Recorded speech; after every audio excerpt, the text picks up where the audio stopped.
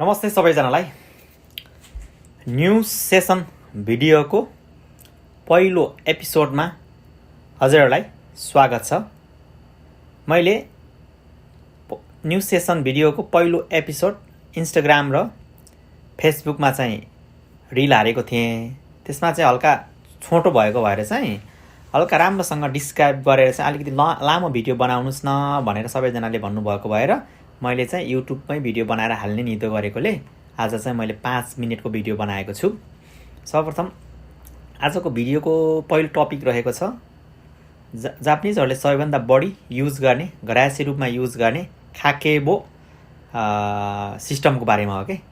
खाकेबो भनेको चाहिँ नेपालीमा परिवारको इन्कम र परिवारको खर्चलाई रेकर्ड राख्ने बानी हो। बानीलाई चाहिँ खाकेबो भनेर भनिन्छ। जस्तै हजुरहरूले प्रत्येक महिना परिवारको इन्कम चाहिँ यति यति भयो र प्रत्येक महिना चाहिँ खर्च यो ठाउँमा भयो भनेर चाहिँ रेकर्ड राख्ने बानीलाई चाहिँ जापानिज भाषामा खाकेबो भनेर भनिन्छ। खाकेबो चाहिँ सम्पूर्ण जापानिजहरूले राख्ने गर्छन्, जसबाट चाहिँ धेरै फाइदाहरू छन् हैन। मैले चाहिँ यसमा चाहिँ तपाईँको 5वटा चाहिँ यसको 5वटा फाइदा चाहिँ मैले 1 2 3 4 5वटा फाइदा चाहिँ बनाएर हजुरहरूलाई राम्रोसँग डिस्क्राइब गर्ने सोचेको छु। यसको पहिलो फाइदा रहेको छ पैसाको सही व्यवस्थापन गर्न सकिन्छ के। पैसालाई कहाँ कसरी हैन पैसाको म्यानेज गर्न सजिलो हुन्छ, 1 नम्बरमा भयो हैन।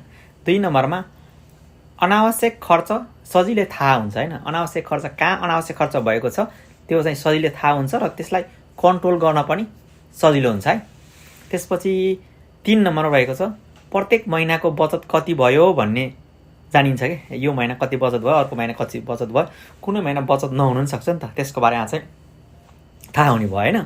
अर्को नम्बरमा भयो 4 नम्बरमा भयो के भयो भनेपछि भविष्यको योजना बनाउन सजिलो हुन्छ क्या। जस्तै हजुरहरूले भविष्यमा घर बनाउने या घर किन्ने, जग्गा किन्ने, गाडी तथा बाइक किन्ने, त्यसपछि परिवारसँग नेपालको सबै ठाउँमा घुम्न जाने, त्यो मात्रै होइन परिवारसँग विश्वमा घुम्न जाने हैन, विश्व कुनै देशमा घुम्न जाने भन्ने चाहिँ प्लानिङ हुन्छ नि त।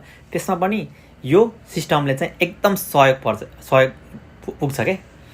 त्यसपछि अर्को भएको छ लास्टमा चाहिँ 5 नम्बरमा के छ भनेपछि आर्थिक तनाव कम हुन्छ कि हैन।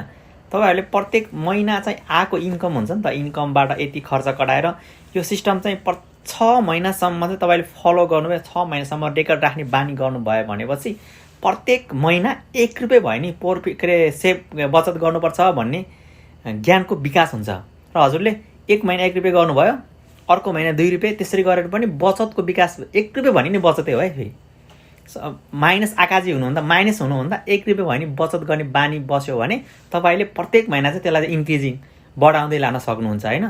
त्यसपछि त्यो बचतबाट चाहिँ भविष्यमा पर्ने हुने खर्चहरू जस्तै योजना बनाउन, भविष्यमा बिरामी भयो भने त्यस ठाउँमा पनि छुट्याएर राख्नेको विकास हुन्छ के। जापानिजहरू चाहिँ यसरी चाहिँ 1 देखि 5 वटा यसरी प्लानिङ गर्ने भएकोले आफ्नो खर्चको सबै रेकर्ड राखेर चाहिँ फ्युचरमा हुने प्लानिङ सबै गर्न सजिलो हुने भएकोले उनीहरूको लाइफस्टाइल चाहिँ कसैलाई पैसा माग्दैनन् क्या जापानिजहरूले। ल हामीलाई चाहिँ नेपालमा के हुन्छ भने चाहिँ मिनिमम रूपमा यस्तो प्लानिङ केही पनि हुँदैन। ल पैसा पर्ने बित्तिकै अरूलाई माग्न गइन्छ नि त। पैसा हुने मान्छेलाई यो गाउँको साउ चाहिँ पैसावाला यसो पैसा चाहिने बित्तिकै माग्न जाने हैन, छर छिमेकीलाई माग्न जाने, यता माग्न जाने, उता माग्न जाने गरिन्छ इम्पोर्टेन्ट परे बेलामा। जापानिजहरूले त्यो गर्दैनन् किनभने चाहिँ उनीहरूले भए परि आउने पैसाहरू सबै यसरी नै रेकर्ड गरेर चाहिँ थोरै भयो नि त्यसलाई चाहिँ चुमी खाते गरेर चाहिँ रेकर्ड गर्ने राख्दै जाने भएको हुनाले उनीहरूले कसैलाई गुहार्न जाँदैनन् है। त्यही भएर आफ्नो लाइफस्टाइल आफ्नो जिन्दगी राम्रो बनाउन चाहिँ यसले एकदम सजिलो गर्छ है। त्यही भएर यसलाई 6 महिना युज गर्नुस्, फलो गर्नुस्। 6 महिनापछि यसको रिजल्ट हजुरहरूले आफै थाहा पाउनुहुन्छ। त्यसपछि यो चाहिँ फलो गरे 6 महिना पछि चाहिँ हजुरले राम्रो लागेपछि आफ्नो साथी भाइ बहिनीहरू हुन्छ नि, अब छर छिमेकहरूलाई नै यो चाहिँ सिकाउनुहोस्। इन्कम जति भओस् सरकार भएन के, नो म्याटर। इन्कम 5000 भओस् या 6000 भओस् रेकर्ड राख्ने बानी गर्नुहोस् के। त्यो बानीले चाहिँ खर्चको पनि रेकर्ड राख्ने बानीले आफ्नो डेभलप, पर्सनल डेभलप र फ्यामिलीमा हुने धेरै समस्याहरूको समाधान यस खाकेबो सिस्टमले परिपूर्ति गरिदिन्छ है। See you next video. Bye bye.